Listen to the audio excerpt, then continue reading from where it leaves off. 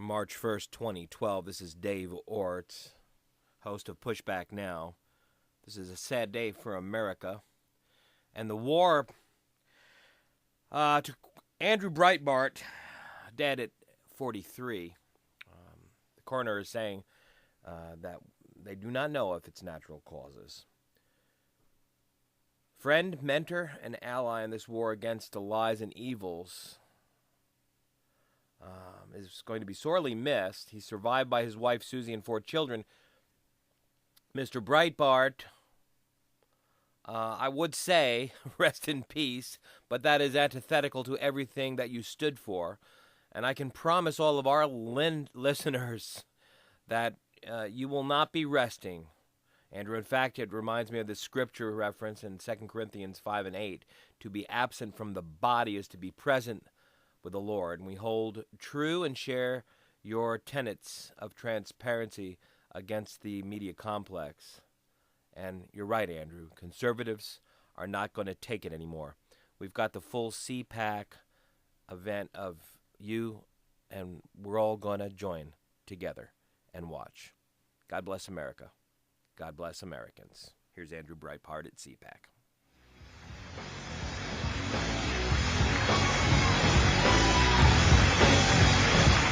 I'm looking for you, you Occupy freaks with your glitter bombs. Bring it on! Bring on the glitter. Everything has changed.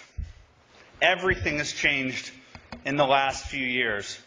Conservatives used to take it, and we're not taking it anymore.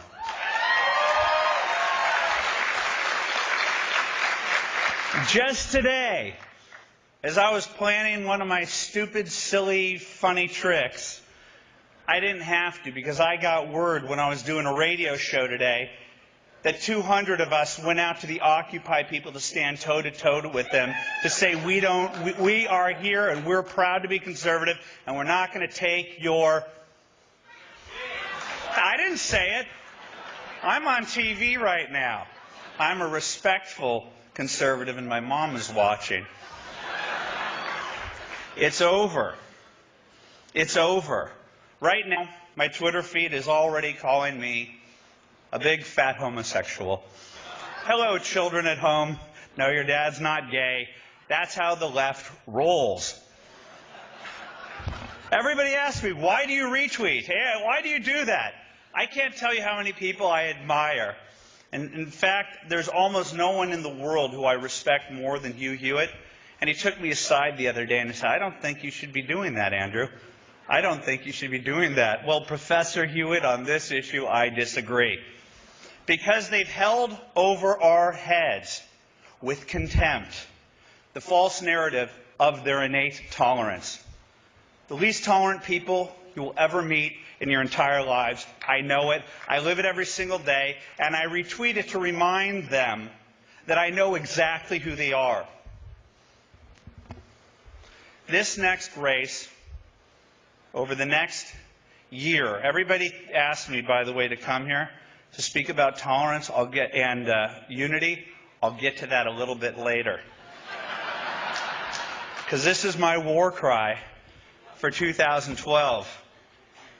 You need to join me in this war against the institutional left. This is not your mother's Democratic Party. Duh. Duh. John Podesta, George Soros. This is not your mother's Democratic Party either. You know whose party it is?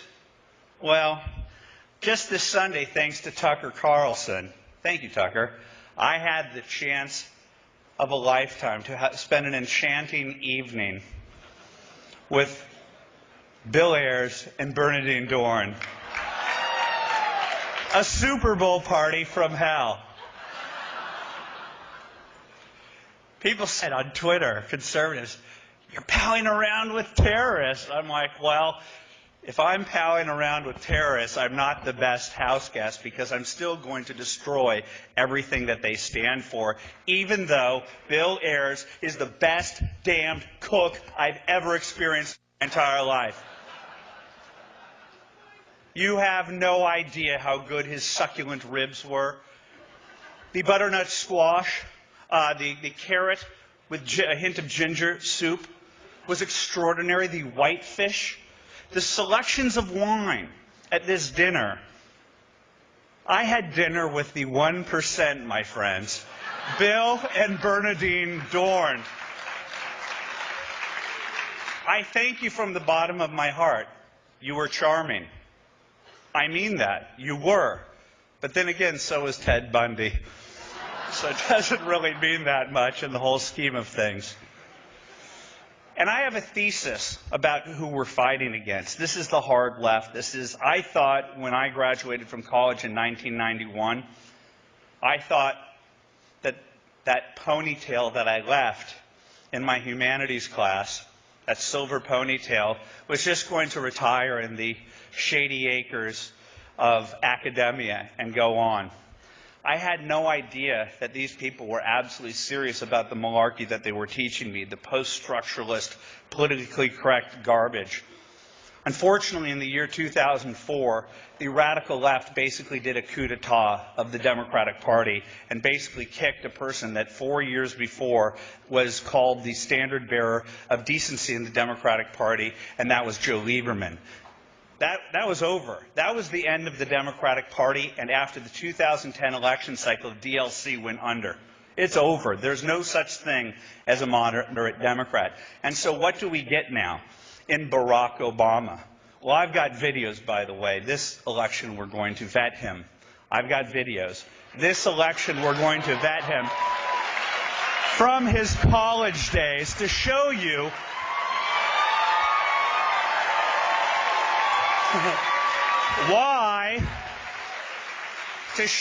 why racial division and class warfare are central to what Hope and Change was sold in 2008.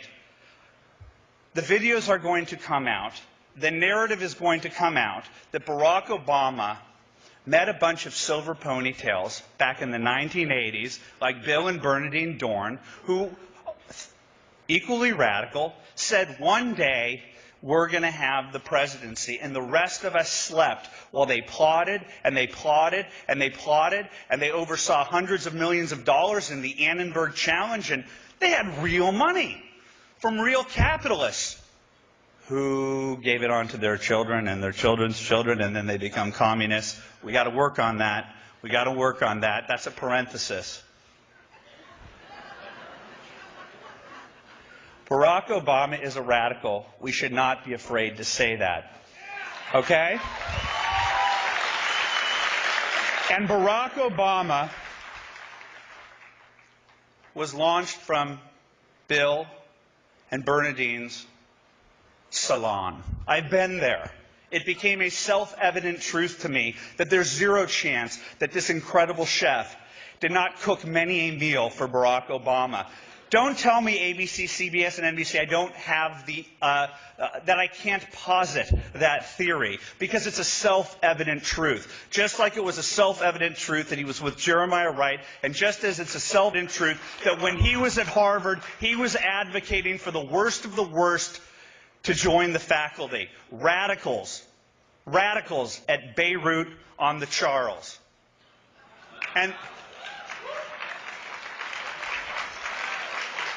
And that is who's in the White House, and that's who's outside right now telling you you don't have a right to be here, and who would squelch your free speech just as easily they do at Harvard, Vassar, Yale, Wesleyan. They're a bunch of totalitarian freaks.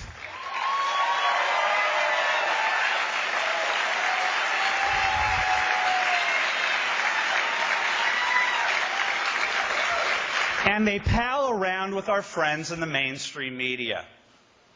I always thought that the people in the media leaned to the left. I always thought that my neighbors in the media leaned to the left. But when they act like a provost at a politically correct university and tell people to shut up, I don't think that they're no longer can they be called objective journalists. They're playing for the other side. They've been part of demonizing good and decent people. They tried to defeat the Tea Party, and when they failed, just like their desire to create a Rush Limbaugh and it failed at Air America. They want what they can't have, and they try to recreate it. They wanted their Tea Party, and what did they create? They created the Occupy movement. What is the Occupy movement, you ask? It's a natural, organic group of people. You've never seen these people before in your life. Wait a sec. These exact people protested against you at the GOP Welcoming Committee in 2008, and 2 of them were arrested for planting trying to use Molotov cocktails against the police. The radicals against the police, the radicals against you, exactly like Occupy, the same exact people. These are the same exact people that organized Camp Casey at Crawford. That was Occupy Crawford. These are the same exact people that went down the highway at the exact time at the end of the summer when Katrina happened. That was Occupy New Orleans. It's the same radicals. They've been in your life since Senator Obama became part of your vocabulary. They are at war with you.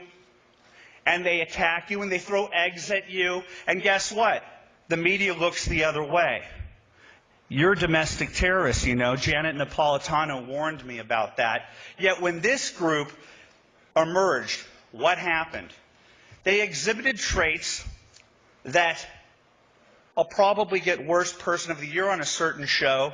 I don't even think that certain show exists anymore, so that's a dated joke.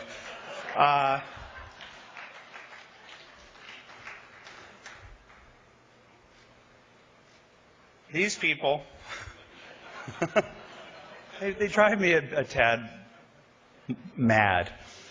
Bernadine Dorn, as we ended our dinner, said something very important, because she kept talking about the anti-war movement.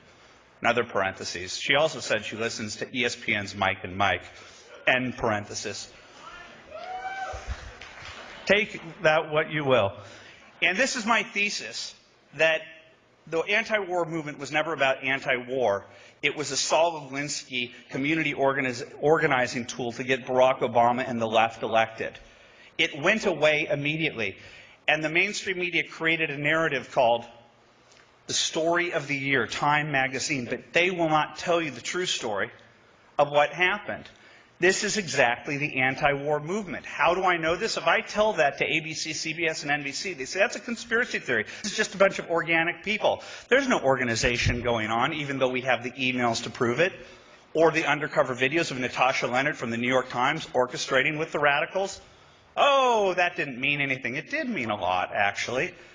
Bernadine Dorn told me while at our lovely dinner, when I was snarkily pointing out to her, whatever happened to the anti-war movement? And she let loose an affirmation of everything I know to be true. She says, well, that's not true. It's more or less that's what Occupy is. That's exactly what it is. The mainstream media refuses to tell you that these are the same shock troops that have been shocking us, pointing their fingers at us, trying to instigate riots with the police. These people are the definition of un-American. So you want a unity speech? You want a unity speech? I'll give you a unity speech. I don't care who our candidate is, and I haven't since the beginning of this. I haven't. Ask not what the candidate can do for you. Ask what you can do for the candidate. And that's what the Tea Party is. We are there to confront them on behalf of our candidate. I will march behind whoever our candidate is, because if we don't, we lose. There are 2 paths. There are 2 paths. One is America, and the other one is Occupy. One is America, the other one is Occupy. And I don't care. Along the way, and I'm not a candidate, I'm never going to be a candidate, I'm just a goofball from Los Angeles who wears goofy shoes, promised people I would shave, didn't, promised to take a shower, I got too caught up talking to everybody, and here I am, kind of a mess, but kind of excited to be here. Because over the last 3 years, I've realized that the Republican Party and the conservative movement is not what ABC and CBS puts on the screen. They try to portray you in the worst possible light. And when I walk through CPAC, where I travel the United States to meet people in the Tea Party who care, black, white, gay, and straight, anyone that's willing to stand next to me to fight the progressive left, I will be in that bunker. And if you're not in that bunker because you're not satisfied with this candidate, more than shame on you, you're on the other side.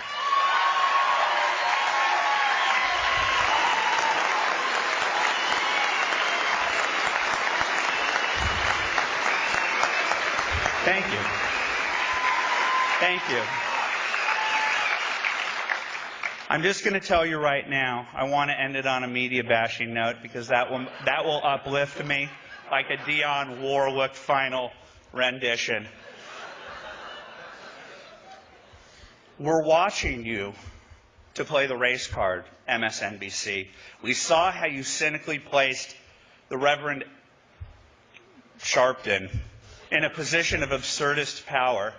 This is Dadaism. I learned that in college, that they would allow for this guy to have a show. This is Dadaism. It's freaky. It's Andy Kaufman. It doesn't make sense unless you understand what they're doing. This is going to be the dog whistle election cycle. They tested him in 2011, so he and his pal Toure and that punk Tim Jacob Wise and Ed and Maddow can sit there and call everyone who's Caucasian racist. I heard it. I used is instead of are. He's a racist. That's a dog whistle. Ignore it when Congressman Rand does it against Allen West. No more. We're going to go after you. I bought a dog whistle. I bought a dog whistle factory, and I'm giving you dog whistles.